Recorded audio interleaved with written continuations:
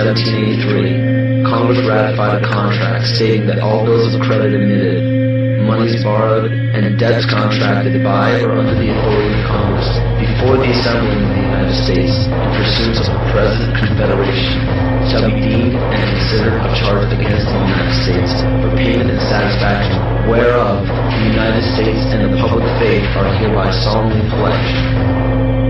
The party that the U.S. owed these loans to? King George. I hope this paints a picture for you of how Great Britain funded both sides of the Revolution.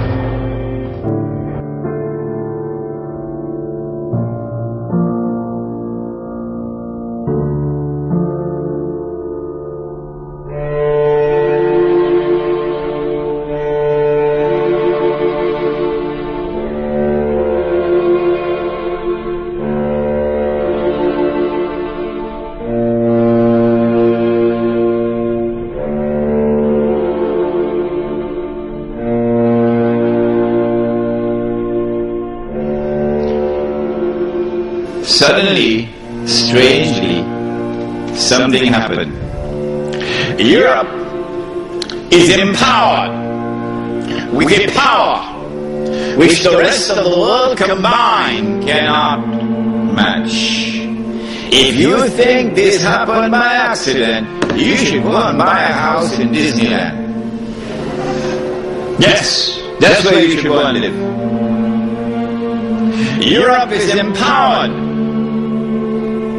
for the first time in its history with a power which the rest of the world combined cannot match. And Europe uses that power to attack the rest of the world and colonize it. If you think that happened by accident, go and live in Disneyland. When Europe colonized, it was something very sinister going on. It was made even more sinister because suddenly one day Europe started to withdraw. They call it decolonization. And as Europe decolonized, the natives now, they have something that they call, I don't know if you heard about it, independence. Huh? Independence. And they have a flag, and they have a national anthem, and they have a hodgepodge of an army and so on. And then sometime in the middle of the night, they will have the lowering of the flag and the raising of the flag, and they'll be dancing and so on. And they say, we've got freedom. But the European will be hiding behind a mango tree and laughing his belly out.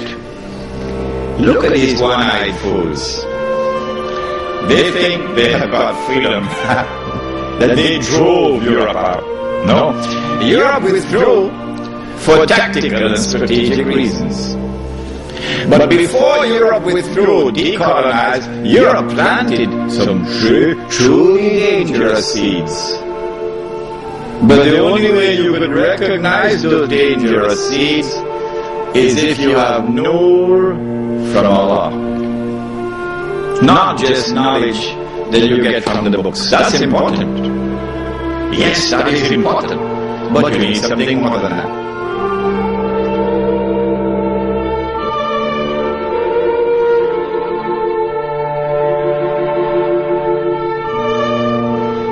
The first seed that Europe planted, of course, I told you about already in my lecture on Imam al-Mahdi and the internal Khilafah.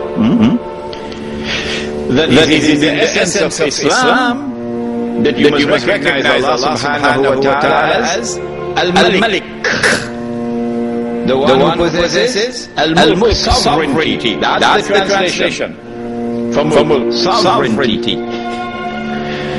But now Europe leaves behind a dangerous seed called the modern secular state. And the modern secular state declares, we no longer recognize Allah subhanahu wa ta'ala as Al-Malik. The state is now Al-Malik, sovereign. And that is shirk. And I explained to you the same thing about power, Al-Akbar, the same thing about Al-Hakam, the one whose law is supreme. So go back to that lecture and you'll understand it. So this was the seed of shirk, political shirk, which was planted. How many Muslims saw it and recognized it? How many of our distinguished and learned ulama, for whom we have respect? We don't speak disrespect of them, not at all. How many of them recognize that this was shirk? We even had ulama in politics. Yeah. Ulama in politics. We had Islamic movements becoming a political party and fighting in elections like everybody else. Still going on now. Incapable of seeing the shirk of the modern secular state. I told you about my arguments with Taliban, and I couldn't succeed in getting Taliban and its ulama to understand this point.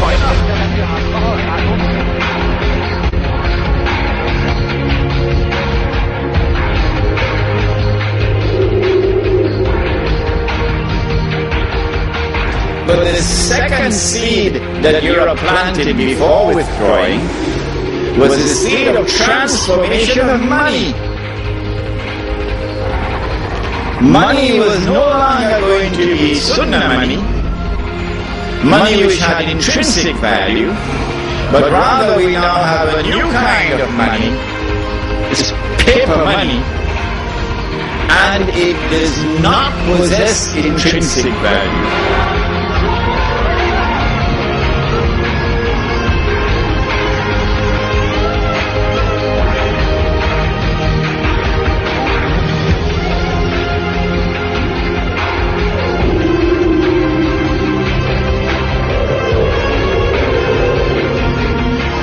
The Prophet ﷺ prophesied that we would follow those who came before us, step by step.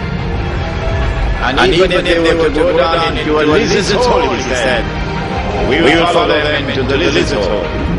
So they asked, O Messenger of Allah, who are you talking about, the Jews and the Christians? He said, who else?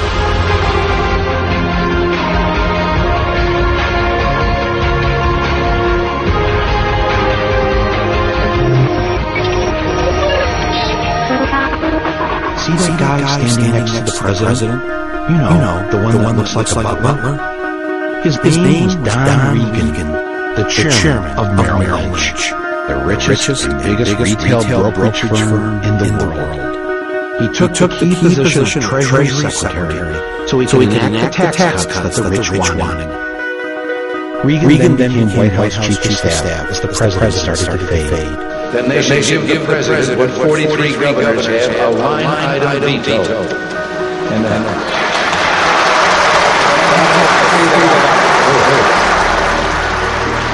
who tells the president to speed it up? The band of Merrill Lynch, that's who.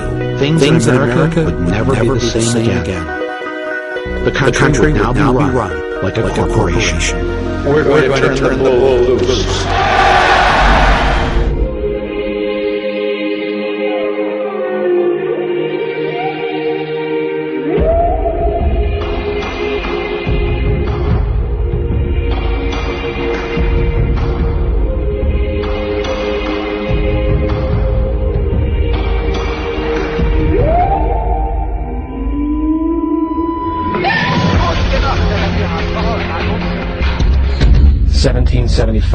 The American Revolutionary War began as the American colonies sought to detach from England and its oppressive monarchy.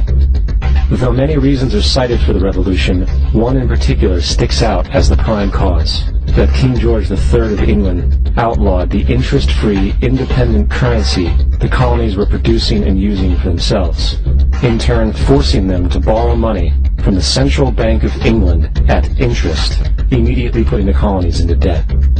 And, as Benjamin Franklin later wrote, the refusal of King George III to allow the colonies to operate an honest money system which freed the ordinary man from the clutches of the money manipulators was probably the prime cause of the revolution.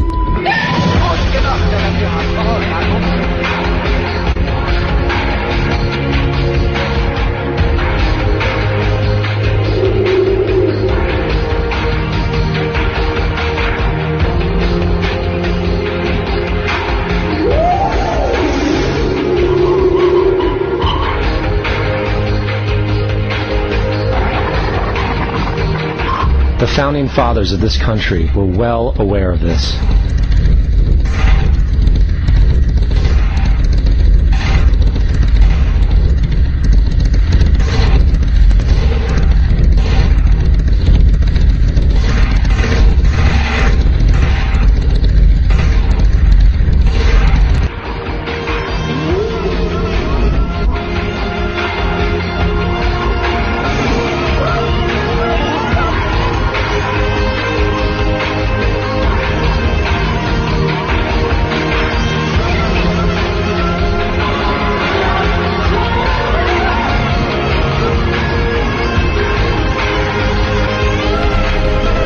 It is important to note, Nazi Germany's war effort was largely supported by two organizations, one of which was called IG Farben. IG Farben produced 84% of Germany's explosives, and even the Zyklon B used in the concentration camps to kill millions. One of the unspoken partners of IG Farben was J.D. Rockefeller's Standard Oil Company in America. In fact, the German Air Force could not operate without a special additive patented by Rockefeller's Standard Oil.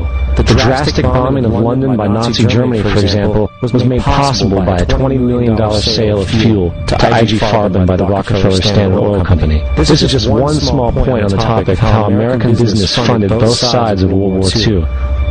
One other treasonous organization worth mentioning is the Union Banking Corporation of New York City. Not only did it finance numerous aspects of Hitler's rise to power, along with actual materials during the war, it was also a Nazi money laundering bank, which was eventually exposed for having millions of dollars of Nazi money in its vaults. The Union Banking Corporation of New York was eventually seized for violations of the Trading with the Enemy Act. Guess who the director and vice president of the Union Bank was?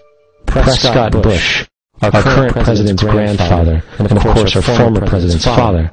Keep that in mind when considering the moral and political dispositions of the Bush family.